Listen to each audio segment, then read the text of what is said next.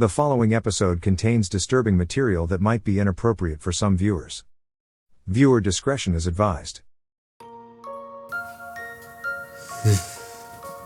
Tonight on Real Twisted Tales, I am going to tell you the story of Anatoly Moskvin, the doll maker of Russia. This story is about a very sick, very lonely man who, although didn't commit a murder, he did do unimaginable things. The story involves children too, so if like me you struggle with these kind of tales, it's probably best you stop watching this one and check out one of our others here at Real Twisted Tales. We struggle with this story, and as you hear it you'll understand why. We would love it if you could comment below after watching and join in our conversation. If you're feeling brave enough, buckle up. This is one crazy ride.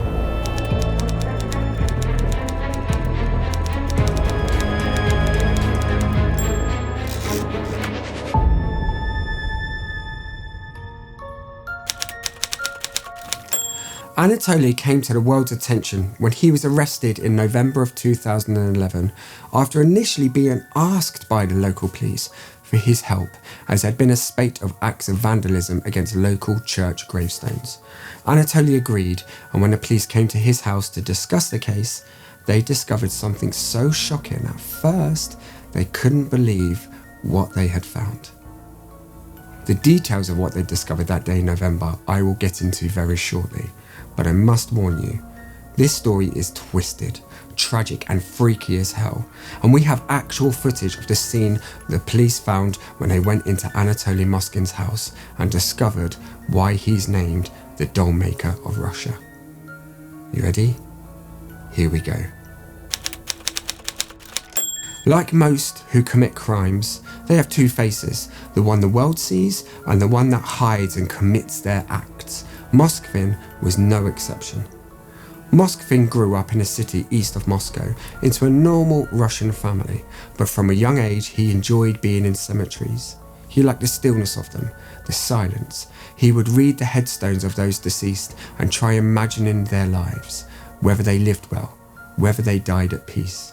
And being a quiet boy who kept himself to himself, he began to befriend the dead. And I find it incredibly sad. From there, Moskvin began to learn about the ancient faith system Druidism and felt drawn to an element where they would sleep over the gravestones of their deceased loved ones to maintain a connection.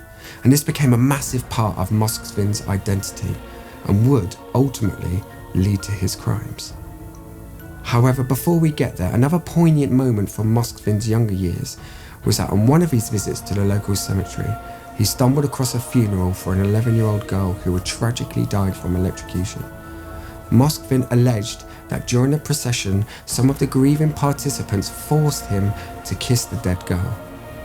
In his words, an adult pushed my face down to the waxy forehead of the girl in the embroidered cap, and there was nothing I could do but kiss her as ordered. Being only a child himself, this stuck with him and shaped him into adulthood. Moskvin is an incredibly intelligent man, and as he grew into an adult, he obtained a PhD focusing on Celtic history and folklore. He was known in many academic circles, spoke several languages fluently, and even had 13 non-fiction novels published about his work and theories around folklore and cemeteries. He was asked to categorize the cemeteries in Russia and help locate hundreds of grave sites as part of his work and fascination with the macabre. Moskvin was well known and well respected, and everyone who knew him knew he was a genius. But they didn't know the second side, his second face, the one that was still drawn to cemeteries and the dead. Despite being so well known by so many people, Moskvin lived a very secluded life. He didn't have friends, he didn't marry or even date, as he was repulsed by the idea of sex. He kept himself to himself, but even though he chose this life of solitude, he wanted nothing more than a child of his own, more specifically a daughter. And on his visit to cemeteries in the dead of night, Moskvin began to search for little girls who had passed, so he could lay on their graves and connect with their spirits, just like the Druids might. Then one night, after a row with his parents, Moskvin took it a step further. Leaving his house in the middle of the night on the 25th of May 2003, Moskvin went to a cemetery where a little girl lay, who he felt close to, and making sure he was alone, making sure no one would see him, he began to dig. And after hours of sweat and exhaustion, he finally reached her coffin. He took the lid off and then pulled her body out before hiding her in a cemetery where no one would find her. Moskvin then researched how to mummify a body, and using salt and baking soda, he did just that. Then once the body was ready, he took her home, packaged her body with rags, applied wax to her face, followed by makeup, and dressed her just like a doll. And as bad as this is, it gets worse. For over the course of a decade, Moskvin did this in total 26 times. 26 girls were exhumed from their graves, mummified, dressed, and kept in his house like a doll. For some of these girls, their families would come to the grave sites to be close to their children, and they weren't even there for 10 whole years. Can you imagine that? It is beyond heartbreaking. And to make matters worse, Moskvin would still visit the gravestones.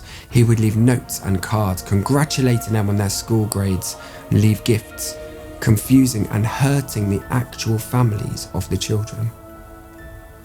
One family had their daughter's headstone knocked over, and a note was left in its place saying that she deserved a better one, and the police finally got involved. As they investigated the crime, they discovered that several graves had been tampered with and entrusted the help of a professional who had dealt with cemeteries his whole life. You got it? Moskvin.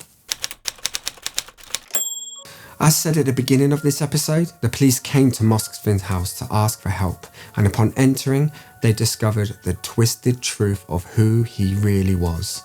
What you're about to see is actual footage taken from the Russian police of those first moments inside Moskvin's house.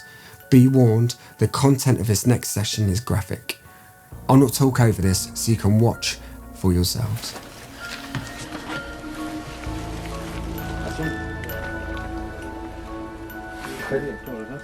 Да. Вон, видишь? Ты мне что-то сверху показываешь.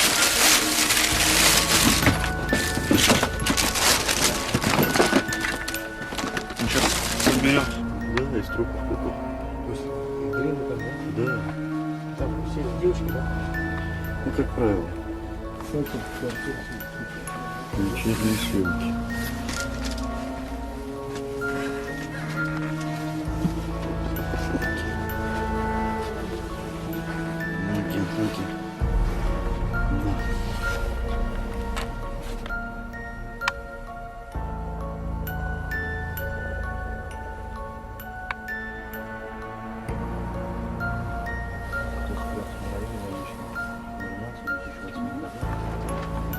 If you didn't see and you want to, scroll back on the video, for amongst the chaos and the clutter, you can see several mummified girls. Moskvin was of course arrested on the spot and incarcerated without bail until his court case. When questioned, he didn't hide the truth and was completely transparent with what he'd been doing and why. Moskvin had no sexual desires towards the children. He only wanted to care for them, to love them like they were his.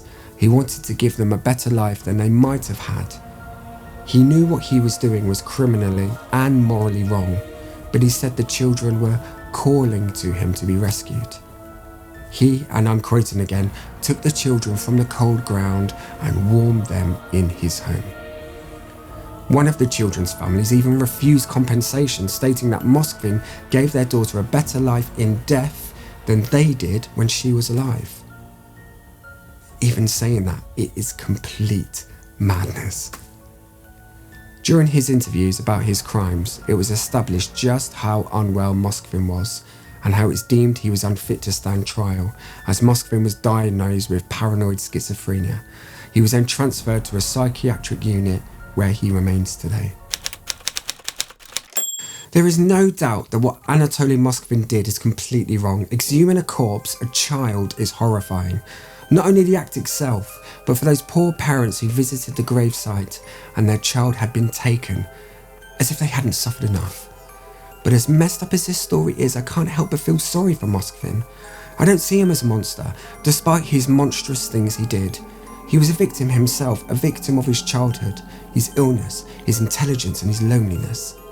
It's entirely right that he is in a secure unit and will be for a very long time, but I wonder if someone had diagnosed him earlier, if someone had loved him, would Anatoly Moskvin have become the doll maker, or could he have lived a relatively normal life? That said, he didn't, and my heart aches for him and the families of his victims. Hey everyone, thanks for watching our video, The Doll Maker of Russia. If you enjoyed it and want to see more, then don't forget to subscribe and you'll be notified when we upload a new story. Also, please consider leaving a comment below as we would love to know your thoughts. Good night everyone, and keep safe.